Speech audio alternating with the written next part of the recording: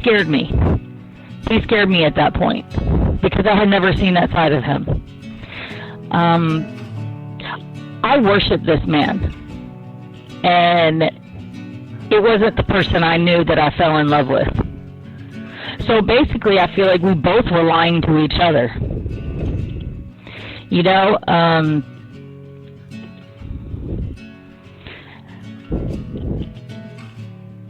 the pushing and hitting started to become more frequent. The drinking episodes got worse.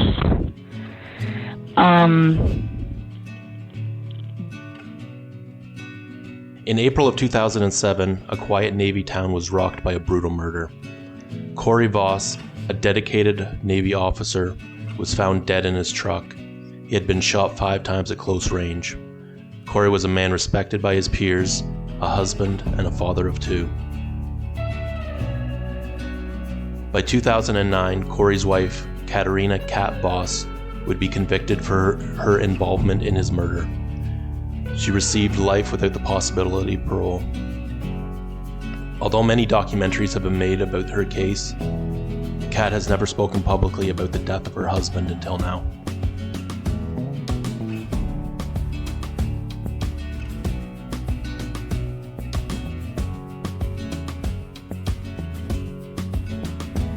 Prison Audio presents Catarina Voss.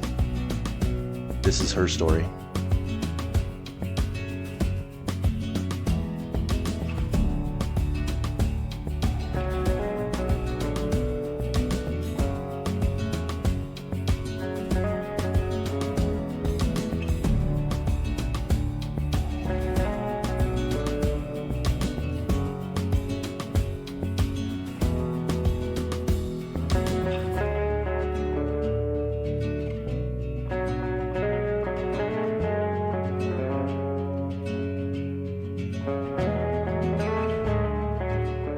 What is going on, everybody? Welcome to Prison Audio. My name is Mike, and this is part 2 of my conversation with Catarina Voss.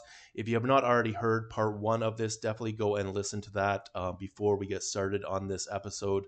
I will leave a link in the description where you can listen to part 1 of my conversation with Catarina Voss.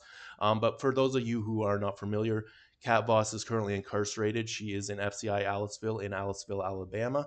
That is a federal women's prison out there in Alabama. She is serving 3 life sentences without the possibility of parole. That is for her involvement in a murder for hire plot that resulted in the death of her husband, Corry Voss. So this is going to be part 2 of my conversation with Kat, and part 2 is going to focus on her relationship with Corry. If you remember in part 1, we kind of talked about Kat's early life. Basically from birth, growing up with her mother, the abuse that she suffered from her grandfather and her mother. We talked about the birth of her first child, as well as an abortion that she had when she was very young. So we talked about quite a few things on part 1, so definitely go and check that out. But like I said, part 2 is just going to focus on Kat's relationship with Corry. This relationship has been painted a very specific way in the media. There's definitely a lot of podcasts and a lot of documentaries that have been made about Kat's story, and they portray her her relationship with Corry in a very specific way. So my idea for part 2 is just to give you a different perspective on that and let you hear firsthand from Kat what she felt her relationship was like with Corry. So stay tuned until the end. I will come back with some comments, and I'll see you guys then. And I had never gone out. I had never partied. I had never done anything, nothing. So I just kind of, I went off the deep end. I went out there, and I was so done with Steven. I was done. I knew I had to do something about getting a divorce, but I just kind of put it behind me. After leaving her first husband, Steven, Kat would start going out to the bars frequently. It was during one of these outings that Kat would meet her second husband, Corry Voss. Kat and Corry would become pregnant right away after meeting. But looking back at it, this morning I've had a few hours to think about it, and I mean, I have a lot of stuff to talk about. So, to dive right in, okay, so when we were pregnant, Things were good while we were pregnant. He was with me basically the whole time, except, okay, when we found out I was pregnant with Casey, our first child, we decided to keep her. I moved in with him, and he had to leave the next month after. I was like 2 months pregnant, and he left for like 3 months, and he was really good. He left money for me to pay the rent and made sure that I had funds and that type of thing, and I thought everything was okay. He would call me in port when they got support, and I would talk to him, and what kept us going was the passion between us. I really didn't see the flirting. I knew when we were dating at first, he was very flirtatious with other women. I caught numbers that were written on the wall of his bachelor pad with other girls' numbers and stuff like that. And it made me question because they would just pop up every now and then, and obviously he wasn't just seeing me, and he was lying to me about it. But I definitely seen signs of it. So fast forward, so he came back from his trip. I was about 7 or 8 months pregnant, and then he was there for the last part of the pregnancy and the birth of Casey. He was very attentive. He was there, and he was good. You know what I'm saying? He was really good. She was about maybe a month old, and he had to go on a huge trip. It was like a 6 or 7 months trip, something like that. But during this time, okay, he left. We had her in October, and in January he left. So she was like 2 months old, excuse me. I wanted to become pregnant and have another baby right away. And he was like, I didn't want to leave you. I think it's too soon. But then we talked about it, and Corry Jr. was a planned pregnancy. And so he said, I know that this big trip is coming up. I don't want to leave you here alone. But that's when we had planned Corry, and we were trying for another baby.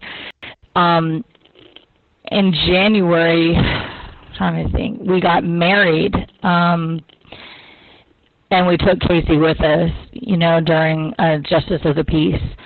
And we were both excited about it. It was kind of an impromptu thing. Yeah. And yeah, that was a good time in our relationship. And then we found out that I was pregnant a couple of weeks later, and I was really happy about it. And maybe like 2 or 3 weeks later, he had to leave on the long trip. So it was a very long time, 7, 8 months, something like that. During that time, I would get phone calls, and women would be in the background. And they were over in Rota, Spain, and all that area over there in the Middle East. They were over in Europe. It was the Middle East, European tour or whatever. So it was just go a cruise around there. But when he was over there, the phone calls became less and less frequent, even though he told me he would call me. And when he did, it would be so bad with the women in the background that it really did something to me. You know, it broke me down. So I knew he was cheating on me. There was one instance where I could tell that he was having sex on the phone with somebody, and I will never forget that. It was a bad phone call, real bad. And he told me it was his friend, but you know when somebody's having sex on the phone with you, when they're out of breath and just talking and putting down the phone, and he was drunk, really bad drunk. When he came home off of that tour, we had gotten into it. He came back, and I was pregnant, and he was very withdrawn. Very, very withdrawn from me and from Casey. He didn't want to hold her. He didn't want to, At first he didn't want to be. He said that I tricked him into marrying him, and it was all bad. He started drinking even heavily. I used to call his mom for advice because I didn't know what to do. She prompted me to tell me to go and get St. John's wort and put it into his drink. And I thought that was a little extreme to be doing something like that. It was a little much, He started to be physically abusive. He would go out drinking and not come home. He was on a boat, and so they would go on these shifts overnight. But he would tell me he was going on a shift, but it was like they were supposed to be doing it like once a week, right? So he would go on these shifts 4 nights a week. So one night he went over there, and I went up to the boat to surprise him. He wasn't on shift. He was out drinking and off with whomever, his buddies. So basically he got caught, and he came home, and we talked, whatever. He was still drunk that night, and he went to the shower, and I emptied out his pockets to do laundry, and there was a phone number in there for Jenny, and it was some old fling he had, and he was going to call her, and they were going to hook up. Like, he told me the whole thing, and I'm just like, what? I didn't understand why he would do that when I was very attentive. I was very faithful to him. I took care of the house. I took care of the kids, and I was going on online college, and I was doing both of our curriculums at the same time because he couldn't do it when he was off on the boat. I was writing reports for him. It's when the internet was the first. It was the first available internet college courses through a community college. So both I did that, and I physically went for myself. I was doing a lot at the time, and I was pregnant, and I was breastfeeding a small baby. So it was a lot. It was a lot, but I really wanted to make it work because I was in love with him. When he was there, he was very attentive, but on the real side of it, he couldn't stop cheating on me. Yeah. And I tried to keep blinders up about that and question it to myself, like, is this really happening? And then I would put it aside. I would forgive him for not physically catching him into it, but definitely him saying, hey, I was going to hook up with her, or hey, I've been out, and then he called me at a party, can you come get me? I don't know where I'm at. And he couldn't even be coherent to tell me where he was at, and there was women in the background, and then one of them got on the phone and said he doesn't need you and hung up on me. Like, it was there were some really ugly times.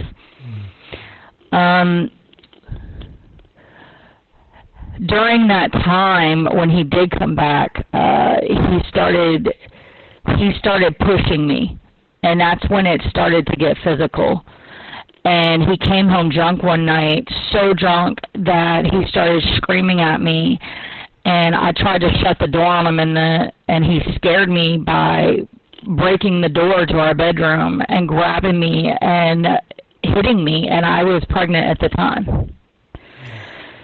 So he scared me. He scared me at that point because I had never seen that side of him. I worshiped this man, and it wasn't the person I knew that I fell in love with. So basically, I feel like we both were lying to each other.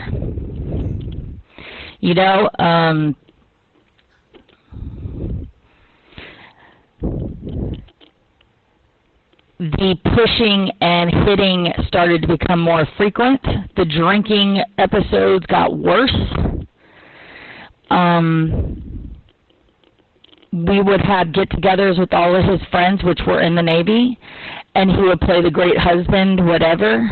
And then when he would get drunk and they left, he would pick fights with me, and it would become physical. And I would try and push him away from me. And after I had Corey, it got really bad. The birth of Corey Jr., he wasn't there until he was there. He took me to the hospital, and then when they told him how dilated I was, he, maybe a few centimeters, he took off. I was induced labor. So he found that out, and then he said he was going to go get something to eat, and he never returned for 4 hours later. He had went back to the ship. And I thought that was really odd, and by the time he got back, I was almost in labor, full-blown labor. He didn't want to talk to me. He didn't want to hold my hand. He didn't want to anything. He went up underneath of the window and fell asleep. So he really wasn't there to, he wasn't excited. He wasn't anything. He was very withdrawn. And later I would find out that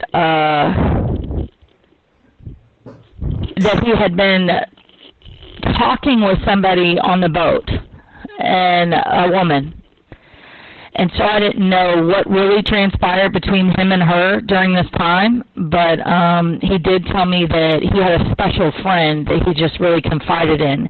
And I didn't understand why he wouldn't confide in me. Obviously, the obvious is I really thought he was having an affair with somebody else. But the whole time that I was having Corry Jr., it was awful. It was awful from him, the behavior of him. He was not there. The next day after I had Corry Jr., I was in the room, and he was gone. He didn't even come by and stay until that night after he got off the boat.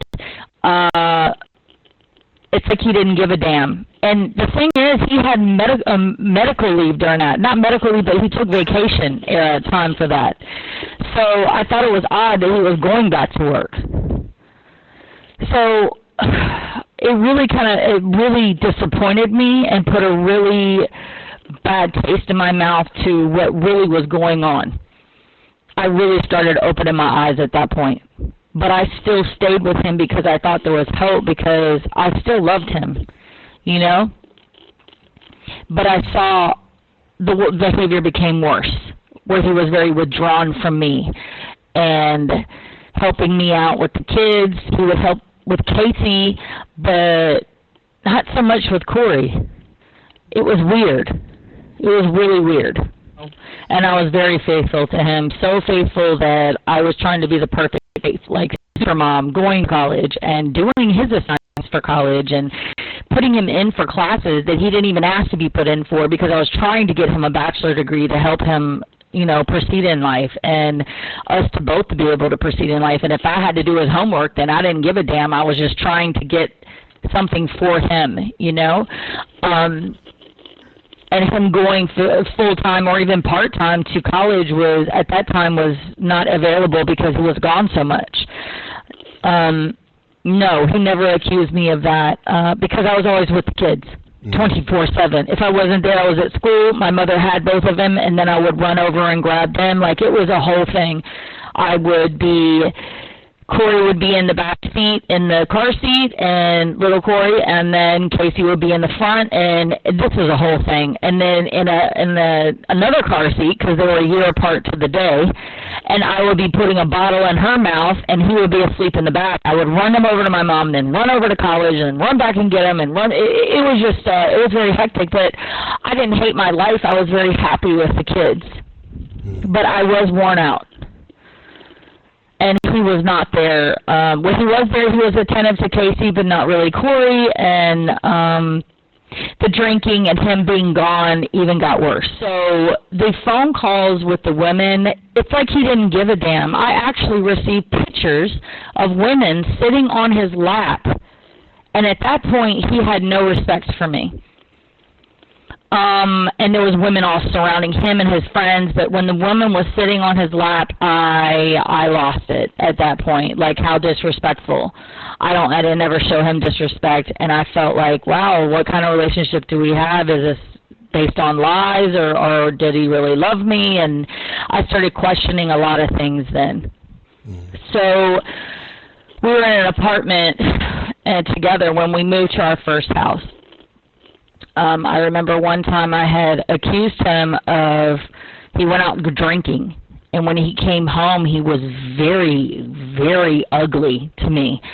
And I accused him of cheating on me because I had seen some emails from his other friends talking about going out to the bars and the strip joint and hooking up with the girls, and I just didn't understand what that statement was because it was a joint account for an email. Like, how dumb are you? So I accused him of it, and he just started pushing on me, and it got so bad where he really went at it on my face and beat me really bad. And I tried to grab something like the vacuum cleaner to protect myself, and all I could grab was the end of the cord. And when he saw me grab it, he beat me in my face. And the next day was Mother's Day. So after he did that, he got up, went and grabbed more liquor and Southern Comfort, walked out the door, and I went and locked the door and put the chair up and called the police. And they told me that it was his house. Yeah, it's like they didn't give a shit. Wow.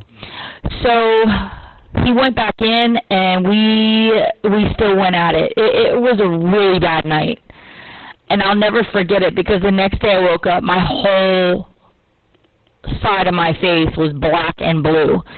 And it was bad. And my whole jaw was swollen, my eyeball was swollen. So I went and I called one of my friends and asked her, what do I do? And she told me to go to, I believe it was either Nordstrom's or another place and get this really heavy makeup. So I said, look, I got to go cover this up. I have to see my mother. I have a present for her. It's Mother's Day. So he didn't really say anything. He was still hungover, and we had both the kids, put them in the double stroller, went there. And the lady, when I went to the counter, looked at me and said, I hope he's paying for this. And he walked away and gave me the credit card. And she said she was going to fix me up. She fixed me up. It was called Dermablend. And it was so heavy, and it was bad, you know. But she said, do you have enough to get the full treatment? And I said, I guess so. So she rang up, I think it was a couple $100 on it, and she said, you need to get away from him. And looked me dead in my eye, and I just, I still just let it go. When I went to see my mom that afternoon, I wore my hair down because you could still see it was swollen and bad, and I basically gave her a present real quick and took off. I normally would sit there and talk to her and my dad, and I did not. I gave her like a spa treatment, all of this stuff, and then ran off. That was a really, really ugly point. And this would not be the first time that he would drink and do stuff like that. And my parents were well aware of it. They knew what was going on at that point. The drinking was getting worse. When he was home, he would drink every night, the Southern Comfort. And I hated it because I wasn't going out and drinking during that time. He was just drunk. If he was at home, he was going to get drunk that night. It started out like around 7 or 8 at night, and I would just hope that he would just go to bed, drink a little bit, and then go to bed. I still tried to look in the good in him, and I still loved him. Mm-hmm. But, yeah, the drinking got worse. No one really knew about all of this. My parents did know. And Aaron Skiba and Ashley came into the point, and they knew what was going on. So what I don't understand is everybody glorifies him, but for real, they don't really know what really happened except for those people. So it baffles me if they don't remember that or don't want to talk about that part. I know what I did was wrong, but still that doesn't give them the right not to tell the whole thing. Mm-hmm. And during that time, I was not going out to the bars. I wasn't doing anything except for taking care of the kids and taking care of him and taking care of the house and just running myself like the point of exhaustion. But the bad times, when I say they were bad, they were bad. They were really bad. And I tried to remember the passion and the love. Like, if you ever find somebody that you just connect with so much, and even it was so intense, and the intensity, of the passion between us, I felt like it outweighed everything else. So I don't know, this I thought about yesterday. We were so passionate, but what made him cheat? Maybe he just, I know he was a sex addict, had an addiction with sex, but I would be that part of the passion of it. You understand what I'm saying? So the passionate part really wasn't when he was with other people. That was the sex part of it. Right. You understand? Yeah. Right. When we first met and when the kids first came around, and like for instance, the first time that we had bought a house, and I think little Corey was like 6 months old, and Casey was a year and 6 months old. They were born a year apart on the same day, and you know, we gutted out the house, and I don't even know why I bought this house, but I bought the house that I had been abused in my whole childhood. And we ripped up the house basically and redid the whole thing. The whole kitchen was gutted out. The den area, we busted out all the walls, and it was a completely different place.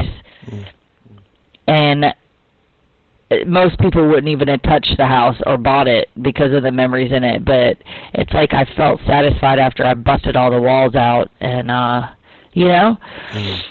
So me and Corey had a really good time doing all of that. It wasn't stressful. I just felt like this big release on me, and the kids they were babies, and I remember the energy in there, and we just it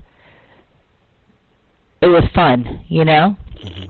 My dad came over and helped Corey build up our kitchen with marble, and like we all just pitched in and helped together. That first year that we had the house, we ended up buying a swing set, a wooden huge swing set, and so the Christmas Eve, my parents took my kids down to my mama and papa's just to see my mama. She was the only one living at the time, and just to go down there so that we could build this swing set. Of course, why would we wait until the day before? But we stayed up all night, and it started raining, and it was cold, but we had such a good time, and we had finished it. So the next morning when they woke up for Christmas, we took them out there. But they were such babies. Every time that we had like a project that we worked on it very well together. We didn't argue, we didn't fight, none of that.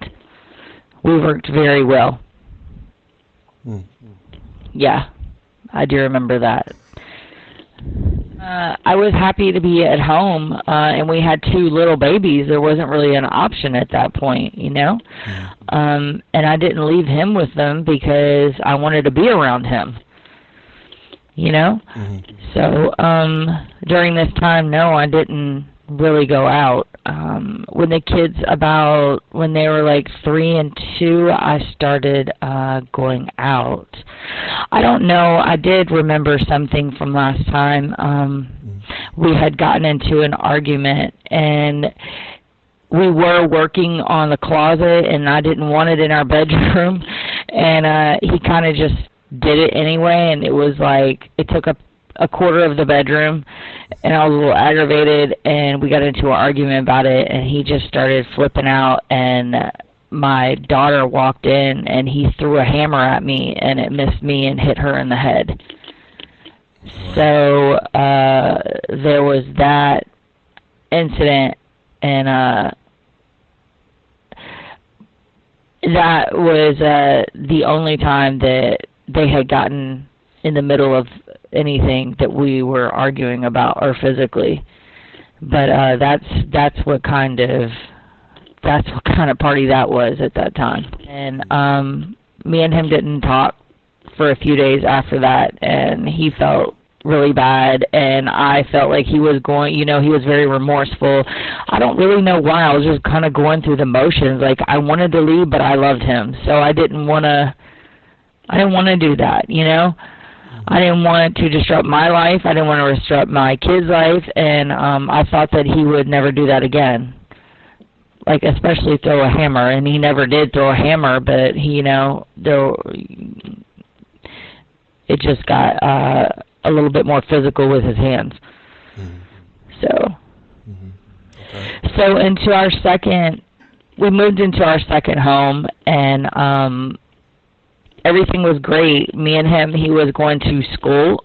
He got accepted to a school that only allows a certain amount of people across the United States to be paid as what their grade in the Navy, and they pay them to actually full-time go to school.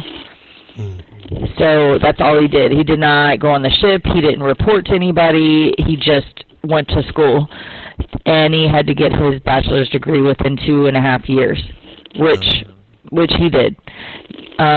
Were you still helping with that? Yes. Not as before, but yeah, if he had homework and stuff, I would help him with it, but not like doing the whole class like before online. Right. We had both received associate's degrees at that point, so getting the bachelor in 2.5 years wasn't going to be a problem, especially going 20 credits in a semester. So that was a really good time for us, and both of us were going to college. So he was going, I was going, and it was mainly us focused on school. I would go out periodically, but not as much as, before, and really wasn't going out that much. On nights that he would go to school, I remember just staying up and cleaning up. It would be my cleanup night, I had a couple of those during the week, and I was very into fixing up my house. We had just moved in, so I was painting, decorating, that kind of thing. We started having get-togethers with friends of ours from the ship, friends of mine. They would come by. It was a very nice house. And we had a really, really good time there for a little bit. And then he started going out at night again. And telling me that he was going to go on the ship, and he wasn't on the ship. He was just out. And certain bells started coming up, like I found phone numbers in his pocket, stuff like that. So he would always have an excuse for it. So I already knew. It's like I didn't know exactly what was going on, but obviously if you have somebody else's phone, a girl's name and a phone number in your pocket, like that's just not normal when you're married. Yeah. So. How old were the kids at this point? I would say 3 and 4, somewhere around there. Okay. Yeah, 2 and 3, and 3 and 4, around that area, around that age. So I started going out to the bars. After this was a constant behavior from him, I just started going out as well. And when he was on, he started going on to these long periods of leaving on the ship, and he wouldn't call me. He wouldn't, it was just a real issue. Like maybe 3 months would go by and he wouldn't even call me or even bother to have the decency to call and see how the kids were, nothing. And I couldn't contact him other than email, and he wouldn't really even write back. So I didn't know what was going on. So I went into a depression, and I started going out and self-medicating. My mother would take my kids off for a couple of days on the weekend or whatever, give me a break, and I would just go out and get drunk, like piss-ass drunk.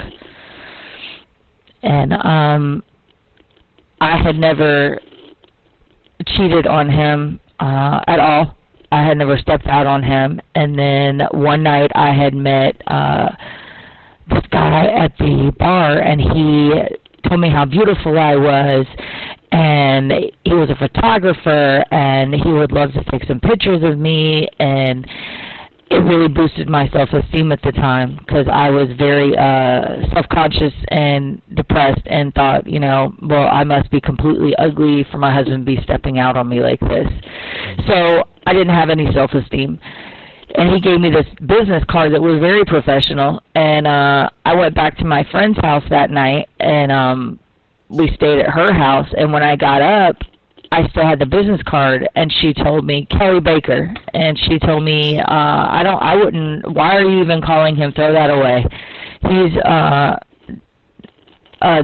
just weird. Don't call him. And I ended up calling him, and I started playing with fire. And he wanted to meet up, so I told him, yeah, we would meet up, whatever. I would call him back, and a couple of days later we had met up, but he wanted to take me out to, he wanted me to get in his car, I didn't know him, and take me out to this road in Hampton. And I said, listen, I'll follow you out there, but I'm not getting in your car. So as soon as we got out there, he got into my truck and immediately started wanting to have sex with me, and I pushed him off of me. Like, it was too much. And a lot of he was on the phone with somebody else, and I could hear it. Like, I was so, and then I had a bottle of Goldschlager in the back of the trunk, and I was just drinking the whole time. The whole time I was just sitting there driving, sitting there just drinking myself to oblivion. At this point, I became a completely full-blown alcoholic. When the night came on, I was definitely just popping bottles left and right. It became sexual the day after that, and I invited him to the house, but then he wouldn't leave. Like, when my kids were getting ready to come home, I told him he had to leave. It's like he wanted to stay there. And it was a very nice house. I did not know he came from a rundown trailer or really anything about him and his background. He portrayed himself as being this huge photographer and into movies, movie making, and all of this stuff. So it was an outlet. It was just taking your mind off of things a little bit, maybe giving Absolutely. you some confidence. Yes. Yeah. And at the time, I really didn't feel bad because I started getting pictures of Corey with women sitting on top of his lap and other ones around him. One of them was in Amsterdam, the other one was in Germany. Like, I had enough. And I remember my mother, when we started getting deep into our relationship, Michael and I, my mom said, what are you doing, bringing him around the kids? And I said, if Corey's going to be out there cheating, two can play at this game. And I don't care if he knows, because he doesn't care if I know. He's sending me pictures of these women and all over them. No, like, I don't care either. Like, it got that bad. It's like he didn't care. Like, he forgot about everybody and he forgot about the kids. He forgot about me. Like, I felt like he thought that it kind of like we weren't even a part of his life at that point. If he was out on the ship, he would be this different person, and we didn't know who he was, and he didn't communicate with us. He was definitely climbing the ladder very fast. So do you think he was just more, was it that he was concerned with like a workaholic type thing, or? He loved being there with his job, but he also made those people his family. Those were the people he spent most of his time with. And I felt like he completely disassociated with us at the house. So when he did get home off of these things, he would seem very angry and aloof, like not even there, And I remember years prior him saying, when I was pregnant with Corey, he had called his mom and said he felt like I pushed him into marrying him, which was completely untrue. He's the one who asked me and told me, hey, let's just go today. Like, so I couldn't believe that he was acting like that. And every time he would get home from being on the boat, he would act very angry to be around me or the kids. And that, that did something to me. All right, guys, that is going to be it for this one. That was part 2 of the case of Catarina Voss. I hope you're liking everything so far. Leave a comment below. Let me know your thoughts. And if you are watching this far into the video, I want to say thank you. I appreciate you for watching. If you like this type of content and you want to help the channel grow, the best way you can do that is by liking the video, by commenting on the video, and by subscribing to the channel. And if you're so inclined, please share this on social media, share it with your friends. Every little bit helps. So I definitely appreciate that. And yeah, that brings us to the point in the story where Kat has met Michael. Michael Draven is the one that ends up killing Corey. So the next episode is going to focus on Kat's relationship with Michael and kind of how things developed in that to the point where they actually end up planning the murder of Corry Voss. So definitely stay tuned until that. Until then, that will be, I think, at the beginning of February. That episode will be out. But yeah, until then, I will see you guys on the next one.